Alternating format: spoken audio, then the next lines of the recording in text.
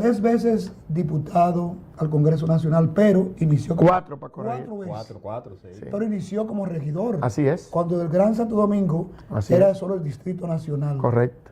José Radamés, emulando o heredando quizás impronta política, fue el regidor más votado Mira, con 21 añitos. mira, yo siempre decía que si un hijo mío salía político, mínimo lo mandaba a estudiar a Rusia. Pero nunca pensé en lo que decía mi papá: el que escupe para arriba, la saliva le cae en la cara.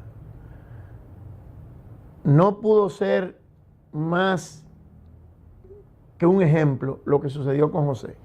Inicia a estudiar mecatrónica Wow. y después de un tiempo, digamos un año, decide a cambiarse a estudiar Derecho. Ahí yo comencé a sentir, ¿por qué te cambio? Claro, el cambio es porque el Derecho se aproxima más a ser político. Claro que sí. Cuando yo le pido, digo, mira viejo, yo no quiero que tú te metas en esto es muy complicado. Él no me dijo nada y lo que hizo fue que se fue él de su cuenta a reunirse con los dirigentes que han trabajado conmigo siempre. Como tú comprenderás, casi todos le dijeron, Claro. dale para adelante. Y recuerdo que un día, en una conversación con algunos compañeros, yo decía, yo jamás me querré ver en un poste de luz enganchado. Ya es una decisión que yo tengo determinada. Y él me dijo, ahora tendrás que verme a mí. Y entonces, después que se involucró, lo lógico es, lo correcto es, que como todo padre, respalde a su hijo. Naturalmente. Obligado tengo que respaldarlo. Sí, sí, En ese sentido, yo pienso que él ha encontrado, como yo le dije en una sola ocasión que hice una actividad con él, después yo nunca hice actividad con él, él salió a caminar. Yo le decía, mira, cuando yo inicié construyendo una carretera por loma, por monte, con mucha piedra, con mucha mata, y yo hice la carretera. Ahora hay una avenida, yo te estoy entregando una avenida. Claro. Si tú quieres emular los pasos nuestros, tú tienes que darle mantenimiento a esa avenida. Pero tú tienes que crear tu propio liderazgo, no simplemente porque sea el hijo de Radamés. Tú tienes el privilegio de ser el hijo de Radamés. A mi papá nadie sabía cómo se llamaba. Por lo tanto, es responsabilidad tuya no solo mantener el liderazgo, sino conservar el nombre de tu papá. Radamés, ¿cómo usted considera el método de encuesta que ha utilizado el PRM para la parte, bueno, en todos los niveles? Porque se hizo elecciones en algunos municipios donde se consideraba que había ciertas debilidades con los candidatos. ¿Y cómo valora la escogencia de los diputados en Santo Domingo Oeste? Mira, primero, eso es un método de elección. Cuando se aprobó la ley de partidos políticos se establecieron varios métodos, primarias abiertas y simultáneas, primarias cerradas, asamblea de delegados, asamblea de dirigentes y las encuestas. Evidentemente que las encuestas son buenas a según. Si te benefician son buenas, si no te benefician son malas. Pero al fin y al cabo, lo que más insistieron en términos legislativos para que se hicieran métodos de encuesta para la elección de los diputados y de los senadores fueron los propios senadores y los propios diputados. Lamentablemente han quedado muchos diputados actuales fuera, pero ellos fueron los que más promovieron que ese fuera el método de elección. Si yo tuviera que aspirar en una oportunidad, si tuviera que hacerlo, a mí me encantaría que fuera por el voto directo de la gente. Está el ejemplo de la elección de los regidores. En 2 horas, 2 horas y media o 3, ya se sabía quiénes habían ganado.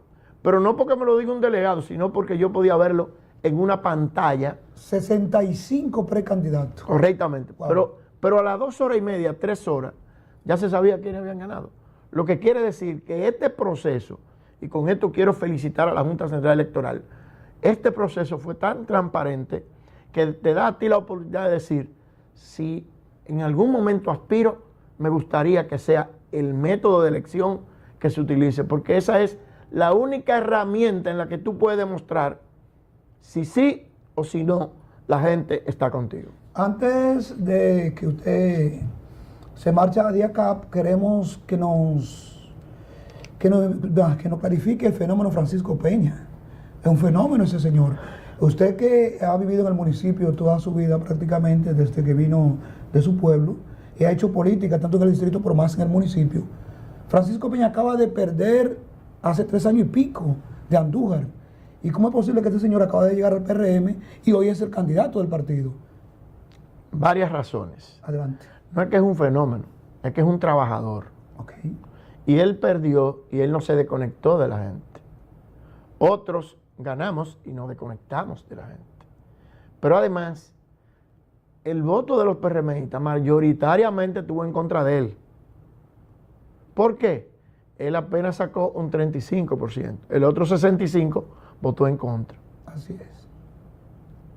¿Qué fue lo que pasó? Bueno, como siempre, el que aspira siempre está ganado. Sí, sí.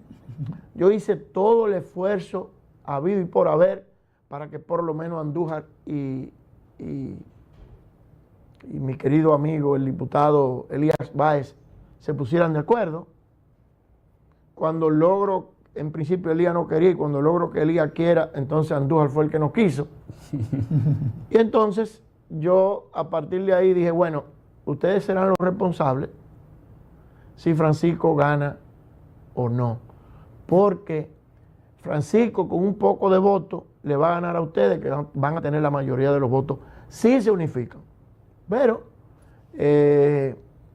también hubo otro tema, y es que muchos compañeros que estuvieron todo el camino trabajando en favor de Andújar, todo el camino, de repente la última semana se le viraron, y entonces yo pienso que eso también afectó y benefició a Francisco.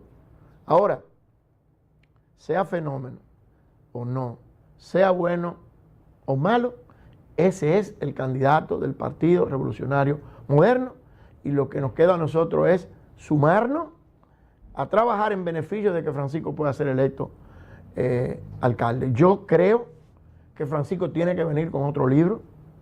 O sea, las cosas han cambiado, el municipio ha cambiado. Hay que decir que algunas de las cosas que le generaron antipatías a Andújar fueron cosas bien hechas que Francisco lamentablemente tendrá que manifestar su intención de que las cosas se sigan haciendo de manera correcta. El por qué el presidente Luis Abinader debe continuar 4 años más al frente de la cosa pública. Me dejaste muy poco tiempo para Adelante. para decirte que ha sido el único presidente en la historia que asumió la presidencia en medio de una pandemia, y que poco tiempo después nosotros estábamos por encima de países desarrollados, inclusive países consultándonos nosotros de cómo lo hicimos. Un presidente que llegó al país a hacer la cosa tan transparente que al día de hoy lo que se hacía con 10 pesos en la administración pública, ahora se hace en muchos casos con la mitad. El ejemplo de nosotros. Teníamos en el presupuesto casi 4.000 millones de pesos, hoy casi 2.000 millones, y no lo digo yo, lo dice la gente, cómo era la onza antes y cómo es la onza hoy. Claro que sí, evidente. Pero además, un presidente que decidió poner en manos de particulares la justicia, eso nunca se había hecho. Esa y muchísimas otras cosas más. Las construcciones, la cantidad de apartamentos, las carreteras, los caminos vecinales, y cada una de las cosas que le ha hecho nos permiten pensar en medio de la pandemia, después de la pandemia, en medio de una guerra, ahora de otra guerra, que el programa de gobierno que el presidente de la República quiso hacer, no ha podido hacerlo, y que estos 4 años que faltan son donde él podrá hacer ese plan de gobierno que contempló hacerlo desde que llegó al poder. Bueno, muchas gracias, licenciado Radamés González. quien es un líder político en Santo Domingo Oeste y director general de la OMSA. Miki, hay un compromiso.